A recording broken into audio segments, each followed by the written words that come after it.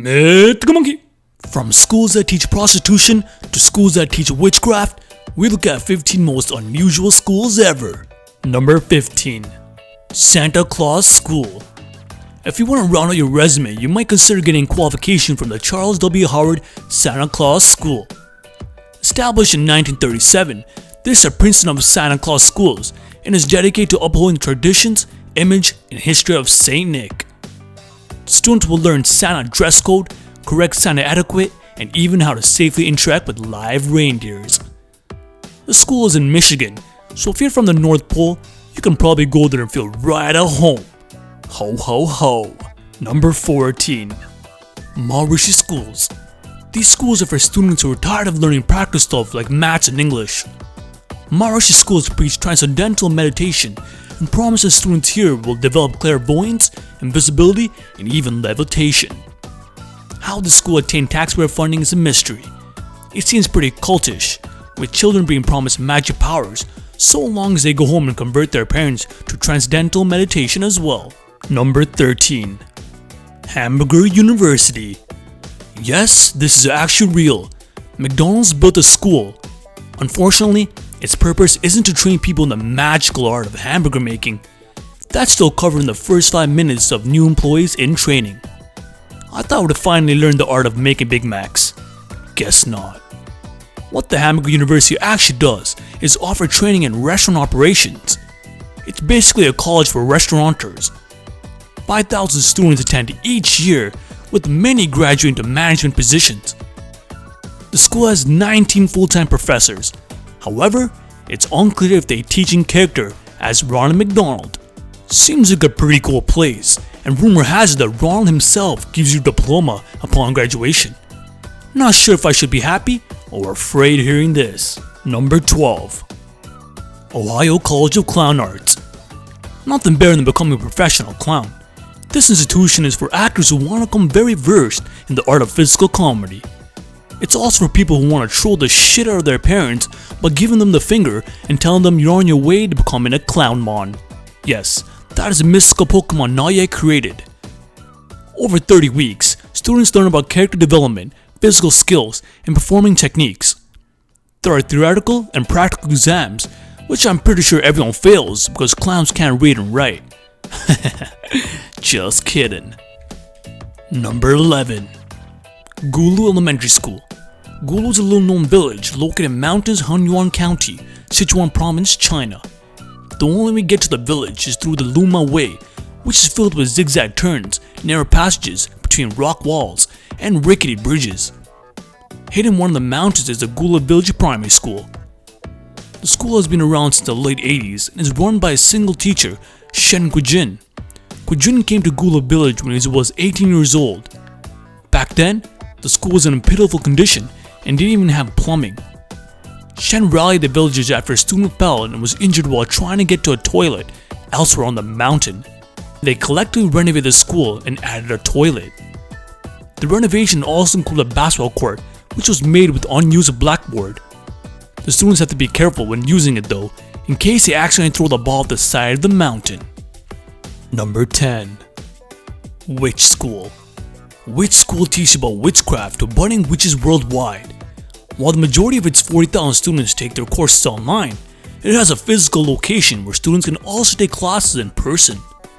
The school building was initially located in Roseville, Chicago, where it stayed for 2 years before moving to Salem, Massachusetts, the same town where about 200 people accused of witchcraft faced trials and execution between 1692 and 1693. Number 9. Brooklyn Free School. Brooklyn Free School is divided into two. The upper school children for children between the ages of 11 and 18, and lower school for students between the ages of 4 and 11. There's no curriculum.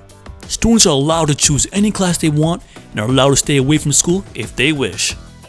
The students make the rules here. Some students might decide to be alone and carry out independent studies, which could last years. Some students might decide to play, wander around, or just nap. There are classes such as The Wire and Urban Studies, where students watch and then discuss the TV show The Wire. In another class, students compare restaurants around the town before going to eat in those restaurants. Why couldn't I go to school like this? Like why? but instead here I am making videos on YouTube. Number 8. The Philadelphia School of the Future. The West Philadelphia School of the Future was opened in 2006. The school does not require students to have books. Instead, students use computers. Mathematics is taught with OneNote, a note-taking app, and teachers use computerized smartboards instead of traditional dry erase or blackboards for instruction. Students use digital lockers that open with the flash of an ID card. Since the early struggles, school has been deemed a success. Students score high marks in mathematics and reading, and enrollment, which is determined by lottery, is highly sought after in the futuristic school. Rather than using a normal letter grading scale, the school uses grades ranging from advanced to not on the radar. Number 7. Stadium School. So many students spend more time staring out the window than they actually do learning, and the students at Argentina's River Plate School are certainly no exception. That's because the school is located in the stadium of one of the nation's, if not the world's, most influential football teams. That's right, the students get to watch their favorite players practice when they should be paying attention to the algebra lesson. Number 6. Harvey Milk High School. Harvey Milk High School, New York is named after the famed gay rights activist and politician Harvey Milk. It was built to cater to the needs of lesbian, gay, bisexual, transgender, and questioning students who are likely to be marginalized and discriminated against in regular schools. The school states that its doors are open to any student, irrespective of their sexual orientation or identity. Just like the saying goes, if you can't find your way, just turn gay. Number 5. ABO Elementary School. ABO Elementary School takes pride in being the first underground school in the United States. At the height of the Cold War, as the United States came close to engaging in nuclear warfare with the Soviet Union, President John F. Kennedy swore he would establish public and private structures that could serve as nuclear fallout shelters. Artesia, a town in New Mexico, fell to be attacked due to its refinery and proximity to White Sands Missile Range and the now abandoned Walker Air Force Base. They decided to build an underground school that would also function as a shelter. Number 4. Trabajo Ya. Prostitution is legal in Spain. There are about 200,000 and 400,000 prostitutes in Spain today. A school called Trabajo Ya, which means work now, opened Valencia to teach prostitutes the most effective tricks of the trade. The school offers a basic course in professional prostitution with maximum discretion. They created an ad calling for people to apply for their classes, knowing that the profession is profitable and offers incentive employment for both sexes. The training lasts for 1 week and involves classes in both theory and practice. For about $120, students are given lessons on the history and evolution of prostitution, as well as business skills. They hold daily 2-hour practical skill sessions, during which students learn the ins and outs of sex toys and familiarize themselves with the Kama Sutra. Nothing better than popping a beer and reading the Kama Sutra. Number 3. The Train Platform Schools of India. Whenever Indra Corona took the train to work, she encountered several children begging train passengers for money instead of going to school. Corona was a school teacher from Orissa, India, and she was sure that these children needed help if they were going to have a future at all. Since it was almost impossible to take these children to school, she decided to take the school to the children. This led to the formation of the Ruchika School Social Service Organization and the birth of the Train Platform School in 1985. Number 2. The Boat Schools of Bangladesh. Twice a year, Bangladesh experiences floods, which leaves millions of its citizens without access to clean water, electricity, and other necessities. It becomes difficult for children to attend schools, and for those schools to keep their doors open. To combat the challenges caused by the annual floods, a non-profit organization came up with a brilliant solution. They built houses, health centers, and schools that float. The non-profit operates almost 100 boat schools. Each of these schools is solar powered and equipped with laptop computer, internet access, and a small library. The boat schools are a school and a school bus hybrid. Whenever there's a flood and every other service is closed for business, the floating schools are still operational.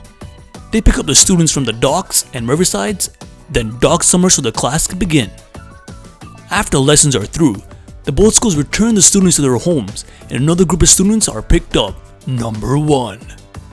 Dongzhou Mid-Cave Primary School.